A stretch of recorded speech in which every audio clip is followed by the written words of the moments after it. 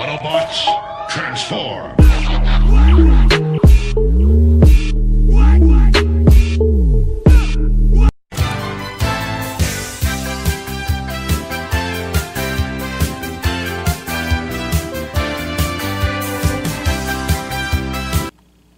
What's up, everybody? Welcome back to another Master of the Universe review. I'm the 80s Transformer fan, but I'm getting down with Master of the Universe right now. And this figure is the Club Grayskull figure from Super 7 of Man-E-Faces done in the Filmation style. This is his mailer. This is how he comes packaged inside another box, actually.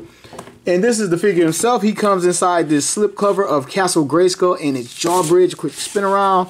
It's Master of the Universe, Super 7. Nothing much there. Side of the castle, side of the castle. Slip cover off, and it is Man-E-Faces. He is packaged with a slew of weapons. If you got one of the original first run vintage figures back in the day, he was also packaged with a slew of weapons. So they kind of took a take on that and did it here. I see 3 guns, javelin, and some blade in the background. But this is Man-E-Faces inside his packaging. I was very much looking forward to this figure. I really hope it's done well as far as QC, and I hope I'm going to love it. This is the front of his packaging. The collector, Master of the Universe, Man-E-Faces, Super 7.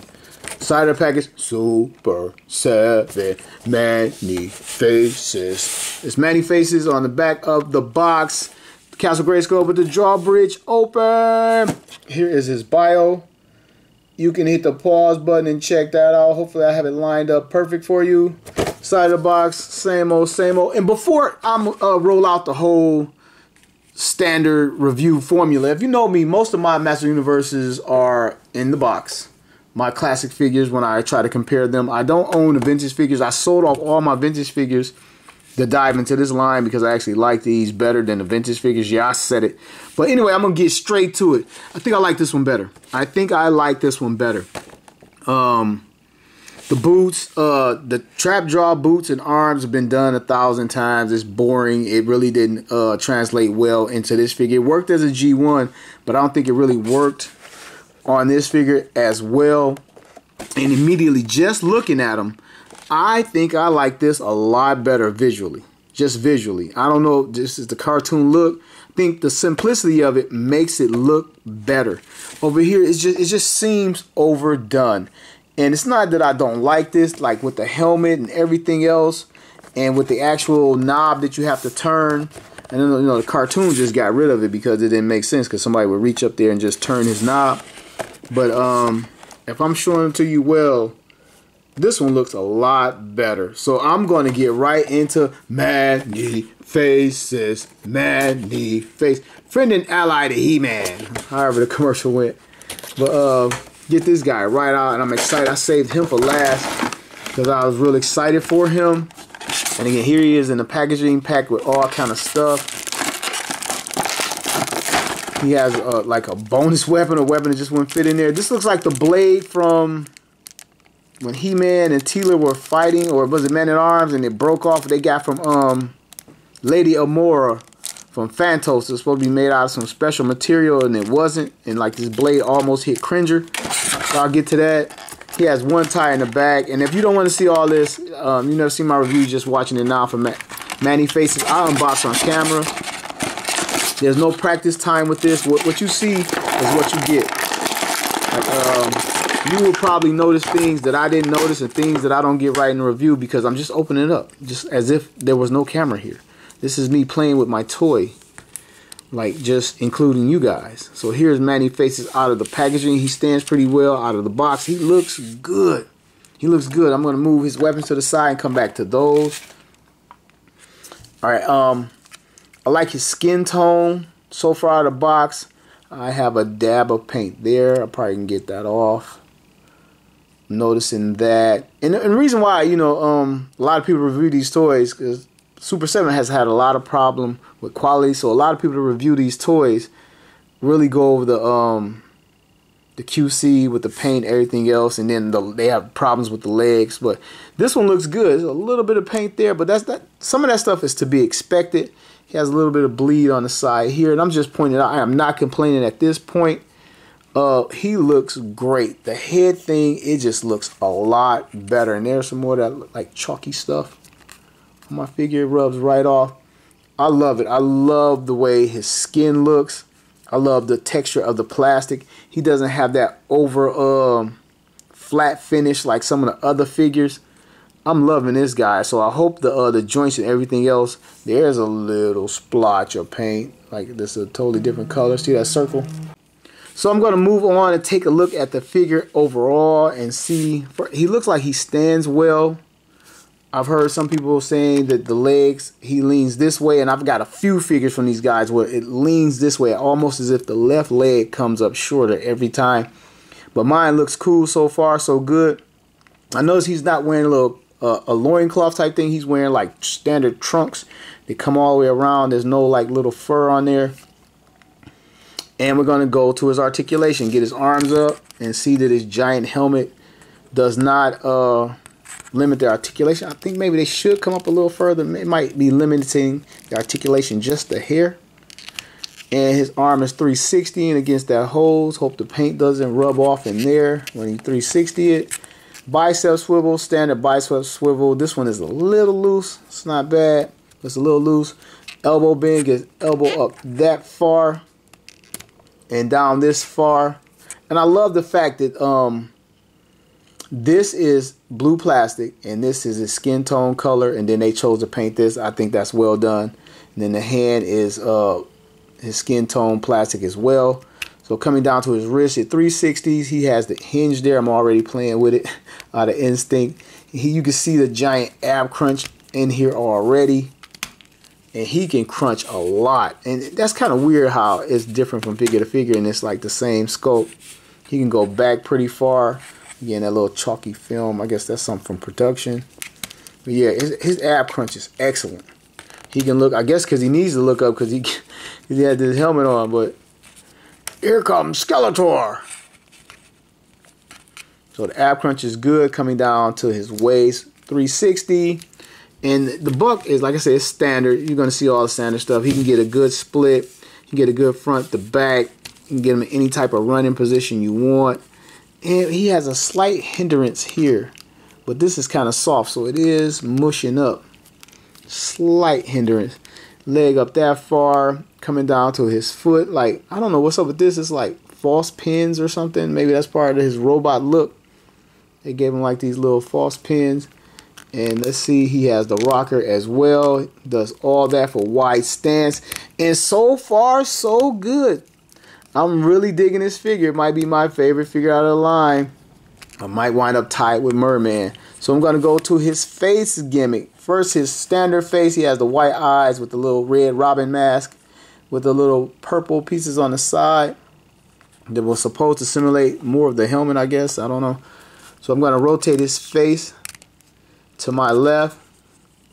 I know you just reach in there and rotate it, and I'm kind of stuck in mid-rotation. I want to use my nail in. Okay. All right, come on, come on. And now he's a robot. He was one of the first characters that well, after the initial guy, like they started making these guys completely gimmick driven. Like some guys had a purpose. I know he's sort of the answer to Triclops, but this guy was completely gimmick driven. There was nothing to him but the gimmick. Here is his robot face. I am my robot. And I'm assuming he became as intelligent as a robot, maybe as strong as a robot, and that's what these enhancements and stuff are for. When he turned into a robot, never knew the exact bio on this guy as far as his power levels when he switched faces, but this looks pretty cool.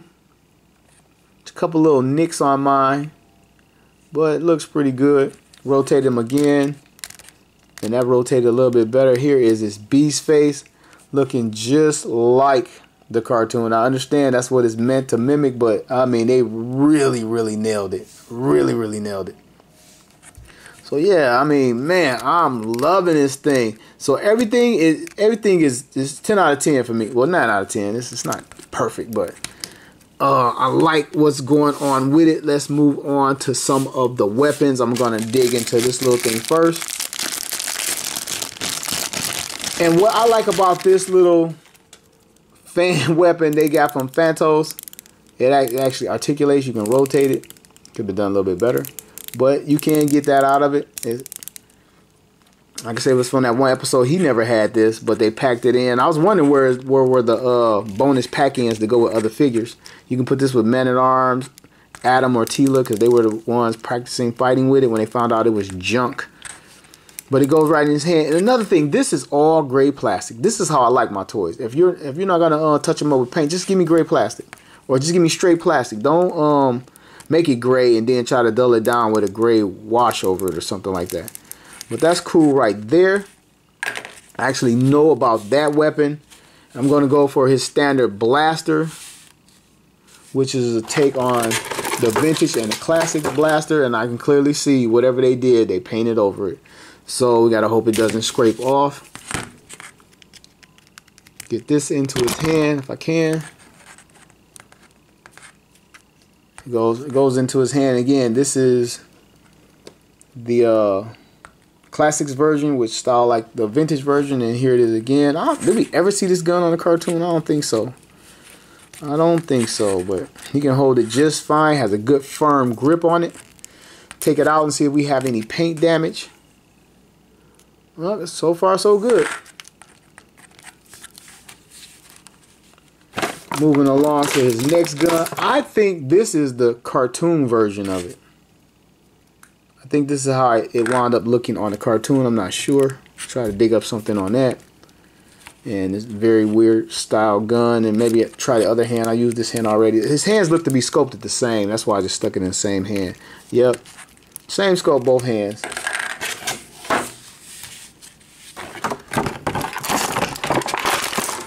If I'm not mistaken, this is another Phantos weapon. This is pretty cool. It has the same little gray plastic in there, but they chose to paint over this plastic, where it's probably blue underneath, which they didn't.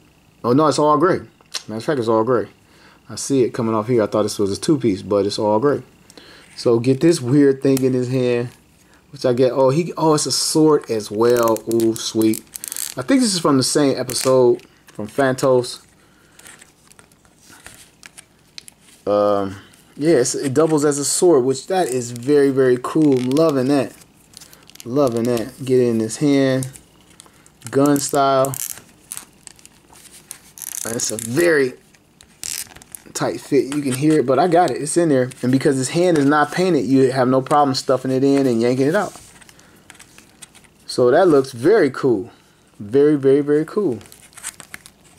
Last but not least is this little javelin thing. Looks pretty cool. Has some detail on the little handle here. I don't know if that's supposed to be circuitry or what, but it goes to the top as well. Has a little point at the end. And this is pretty cool. And it's like, again, like I said, it's an homage to the original Faker. Like the first run Fakers came with like 5 weapons in addition to his standard weapon. And then later on they just dropped it. But that looks pretty cool. He has many weapons to go with his many faces. Okay, to wrap this up, out of the Super 7's Club Grayskull versions, he's my favorite. He's the best done figure. Comes with a slew of accessories. Who can't get excited for that? I don't even know what everything is, but I love it. He's done well. The skin tone is done well. The paint is well. The design they went with, which is cartoon, but they pulled it off. They nailed this. I really think they did. I like the face. It could turn a little bit smoother, and I'm worried about wiping off paint as it goes. The only thing I wish they would have did, and this is a giant wish, I wish, obviously this is not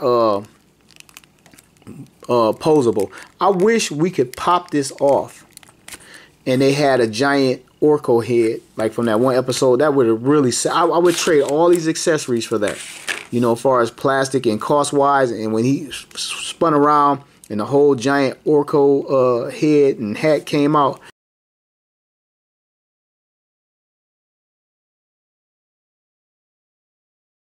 if they would have done that, I would have really lost it over this figure. But I really like it. It is awesome. The only place to get these guys now is secondhand market, and I'm showing it to you and giving you this commentary. So if you want it, I'm telling you, this is one to go after. You like Manny faces, he looks great. Mine is good. I know it varies from figure to figure. I am George, the 80s Transformer fan, telling you, pick it up, and I'll see you real soon.